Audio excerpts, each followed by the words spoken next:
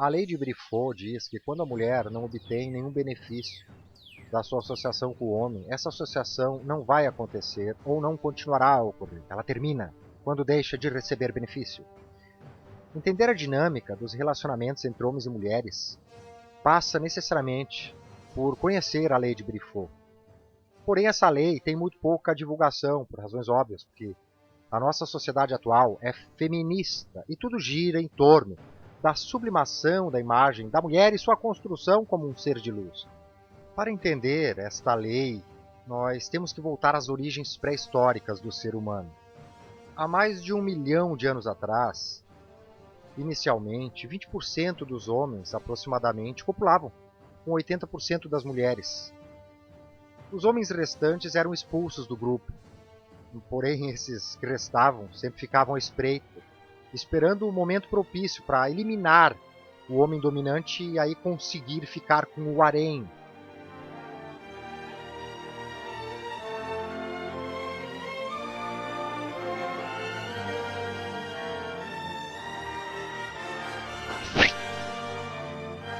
Os homens dominantes eram aqueles mais fortes. Isso lhes permitia expulsar do grupo os homens inferiores e proteger o grupo de mulheres de seu harém, de ameaças estrangeiras. As mulheres que acasalavam com os homens dominantes conseguiam garantir que seus filhos receberiam os genes dominantes, o que permitiria aos filhos delas ser também dominantes e, na fase adulta, terem seus próprios haréns. O homem produz uma quantidade teoricamente infinita de espermatozoides. E a estratégia sexual do homem consiste em engravidar o maior número de mulheres possível. Do lado oposto, a mulher ela não produz mais do que um óvulo por mês. Ela carrega uma criança durante 9 meses e, depois de dar à luz, durante alguns anos, essa criança é totalmente dependente. Ela tem que ter certeza de que o homem que ela escolhe vale a escolha, porque o risco para a mulher é muito grande se ela não selecionar o melhor homem possível disponível para ela, se ela não se certificar de que este homem terá os recursos suficientes para manter ela e seus filhos. Isso será muito danoso para a mulher. Isso explica, em linhas gerais, porque as mulheres elas são muito mais difíceis para acessar sexualmente, porque um homem ele pode fertilizar mulheres todos os dias, mas uma mulher não pode ser fertilizada todos os dias. Para ela, é só uma vez a cada 9 meses. O risco para a mulher é muito mais alto. No jogo do sexo, se a mulher não escolher bem o melhor possível disponível para ela, se ela escolher o homem errado, que não tem a maior dominância possível no grupo, ela vai ter que esperar quase 1 ano para voltar a poder jogar, com uma dificuldade adicional para ela. Vai ter que encontrar um homem que, além de cuidar dela, aceite cuidar dos filhos de outro homem.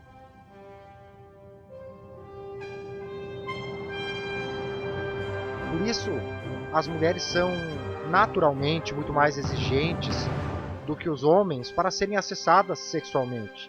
Porque os óvulos são escassos. E tudo que é escasso é mais caro. Essa maior demanda está na origem das dificuldades dos homens para conseguir acasalar com a mulher. E mesmo que os métodos anticoncepcionais atuais permitam que as mulheres aumentem como nunca a sua promiscuidade sexual, isso não significa que elas coloquem os homens que não estão no topo numa posição de igualdade para com elas. Elas não se tornam mais fáceis para os homens beta. Elas continuam raciocinando inconscientemente da mesma forma que há 1 milhão de anos atrás. E tanto hoje como há 1 milhão de anos, as mulheres tentam convencer o homem de que são mais belas do que são, usando maquiagem e usando o verbo, tentam convencê-lo de que elas não são aquilo que elas provam ser, fazendo o tempo todo. Na pré-história, se o homem dominante fosse destronado por um outro homem, as mulheres do harém deixavam este homem outrora dominante sem sentir nenhum remorso de se oferecer ao novo homem dominante. A evolução determinou que o homem seja forte e a mulher seja débil. As mulheres elas estão em situação de maior debilidade.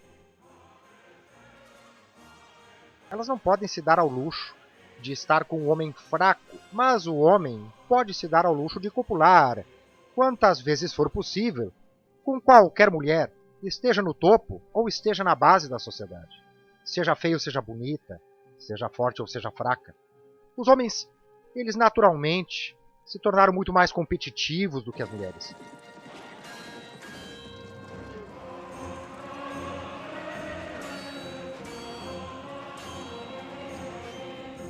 E por essas razões, as mulheres são atraídas pelo homem dominante. E esse domínio não precisa ser somente físico. O status financeiro ou intelectual também. As mulheres, elas precisam ver algum sinal de domínio no homem para que elas possam se sentir atraídas no subconsciente delas. Uma qualidade intelectual, financeira, física, pode colocar esse homem na condição de dominante, mesmo que ele de fato não seja. Em alguns casos, uma mulher, na pré-história, poderia conjugar-se com o homem beta, desde que este permitisse a ela ter acesso aos seus recursos. Recursos esses que o homem alfa não queria ou não podia oferecer a ela. O homem beta, provedor, é aquele que fornece os seus recursos para a mulher, transfere a ela os seus atributos e o seu status social, em troca de sexo. Portanto, o homem que não domina tem a estratégia sexual de acessar a reprodução através da provisão, fornecendo benefício. A mulher, inconscientemente, busca sempre o homem dominante, mas ela também anseia pelos recursos do homem beta provedor. A situação ideal para a mulher, quando ela não consegue acessar um matrimônio monogâmico com um homem alfa, é conjugar-se com um homem beta e estar grávida de um homem dominante. Fazer de conta que esse homem beta provedor é o pai da criança, de tal maneira que o homem provedor vai compartilhar seus recursos com ela, com o filho que ela tiver, com os genes do homem dominante. O problema que a mulher enfrenta quando conjuga com o homem dominante é que esse dominante tem outras opções femininas. Pode escolher não ficar com apenas uma mulher. Isto é algo que as mulheres sentem inconscientemente e elas não conseguem resistir ao dominante. Mesmo sabendo que este dominante vai fazê-la sofrer, elas sabem que o dominante não será aquele que vai educar e provisionar seus filhos. Porque o homem dominante pode escolher, e tem várias opções de mulheres para fazer sexo, e ele não vai confiar a uma mulher apenas a sua sexualidade, pois seu estoque de esperma é infinito, diferente da quantidade de óvulos muito raros da mulher.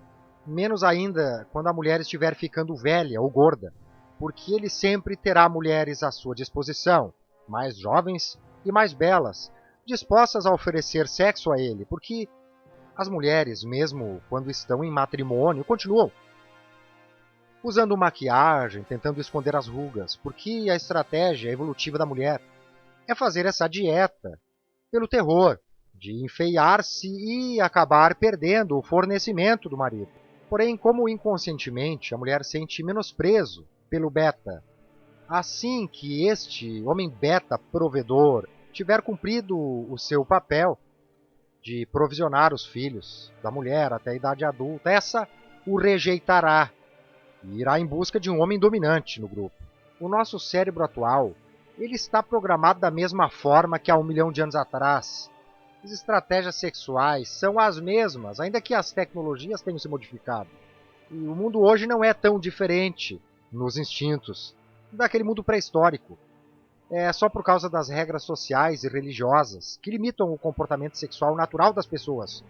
É que existe um incentivo para que homens e mulheres atuem de forma diferente aquilo que era nas sociedades primitivas.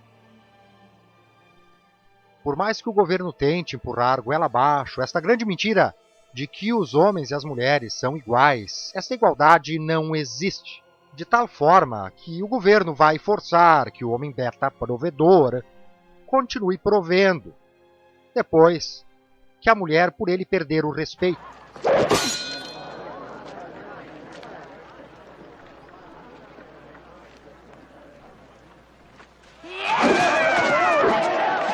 Existe uma estrutura social que incentiva homens e mulheres à monogamia. A família tradicional, que é composta por um homem e uma mulher, e os filhos de ambos. Sem os limites estabelecidos pela civilização, os seres humanos eles seguiriam a lei do harém, a lei de 80 por 20. 80% das mulheres buscando apenas os 20% dos homens mais destacados. Nossas regras, portanto, são medidas sociais relativamente coercitivas, religiosas ou estatais. Na civilização, o homem dominante precisará se abster de formar um harém, e as mulheres também devem desistir de copular com homens dominantes, de forma que o homem beta provedor ele obterá uma mulher específica de forma monogâmica e uma religião poderá surgir para justificar esta condição que é adquirida. Ela não é instintiva. O homem beta provedor, esses 80%, adquirem a possibilidade da reprodução. Mas são homens que são menosprezados pelo inconsciente das mulheres. Eles são a grande maioria.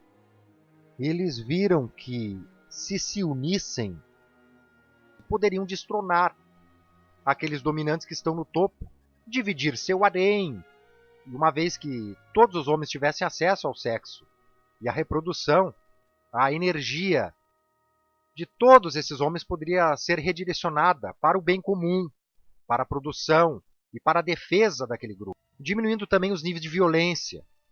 Ao invés de ficar lutando uns contra os outros, os homens se tornam mais produtivos e a sociedade fica mais rica, melhora a sua vida exponencialmente. E o alfa abre mão de possuir para si um harém em troca da segurança, de não correr o risco de a qualquer momento poderá ser morto ou expulso do grupo devido a um desafio lançado por um outro homem. O nosso conforto material é por causa do estabelecimento da monogamia como uma nova forma de relacionamento entre homens e mulheres, porque canaliza a energia do sexo, da competição pelo acesso sexual, regado à testosterona. O homem beta redireciona seu instinto sexual e direciona essas energias de todos os homens para o benefício de toda a sociedade. É preciso entender que o modelo de sociedade que conhecemos hoje é artificial, não é natural. Surge graças a instituições relativamente coercitivas que se impõem através da cultura e do poder de polícia. O mundo em que vivemos coloca o matrimônio no centro da doutrina, busca impedir que a mulher de um homem seja fertilizada por outro homem. Visa impedir que a mulher vá de homem para outro homem, vá pulando de galho em galho, cada vez que achar instintivamente que encontrou um homem mais destacado. E as instituições da civilização também vão impedir um homem de repudiar a sua mulher, fornecendo para a mulher a garantia que ela precisa de proteção e provisão e de amparo na velhice. As mulheres aceitam isso porque a vida delas melhorou. Elas não eram mais abandonadas pelo homem dominante quando envelhecessem, nem ficavam à mercê quando até mais frequentemente esse homem dominante era assassinado por um outro homem. E então elas ficavam à mercê de um homem desconhecido, muitas vezes no meio da criação dos filhos. A mulher sexualmente liberada tem a possibilidade de viver a volúpia numa curta fase da vida. Quando envelhece, graças aos esforços deste homem beta provedor, obteve uma situação econômica, profissional, intelectual, pessoal e espiritual mais interessante. Alguma mulher então vai notá-lo, virá a ele, tecendo uma teia de aranha em torno dele para imobilizá-lo e sugar seus recursos. Este homem tolo acreditará nisso, que essa mulher, agora mais velha, estará realmente apaixonada por ele. Mas quando a mulher tinha muito mais a oferecer, ele não tinha recursos, não era destacado. Ela vê no homem beta provedor, este que não pertencia aos 20% quando era jovem, assim ele era menosprezado por ela. Depois do divórcio, quem sabe, acaba tirando em si mesmo. Esse homem beta provedor, que sofre na juventude porque não tem status, nem é fisicamente extraordinário. Por isso será ignorado pela maioria, mas terá o acesso. Na sua maturidade, cairá nas garras de uma extratora astuciosa. Em última análise, todo homem beta terá sua vida numa longa sucessão de frustrações. Se afogarão nas tristezas, no álcool e terminará preso na miséria sexual. O homem beta consciente usa a sua inteligência. Tudo o que a aranha precisa para jogar sua teia, escondendo as rugas atrás de 1 quilo de maquiagem e terminar sua associação com o homem beta, continuando, no entanto, a receber todos os benefícios desta associação, é a lei de Briffaut, é chamar o Tonhão. O Tonhão vai baixar o porrete a pedido das viúvas negras e vai conseguir fazer com que o homem beta provedor não possa reagir ao assalto e à transferência dos recursos que lhe tornaram atrativo para a mulher, e ao mesmo tempo impedir que ele receba qualquer contrapartida desta associação que não mais existe. Talvez seja o nosso modelo de matrimônio contemporâneo algo que legitima uma rebelião dos betas com vistas a restabelecer um modelo de sociedade tradicional.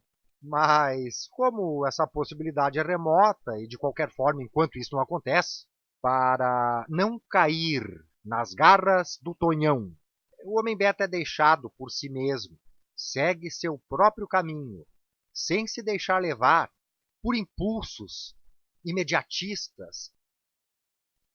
Para o beta, isto é uma situação pior do que na Idade da Pedra.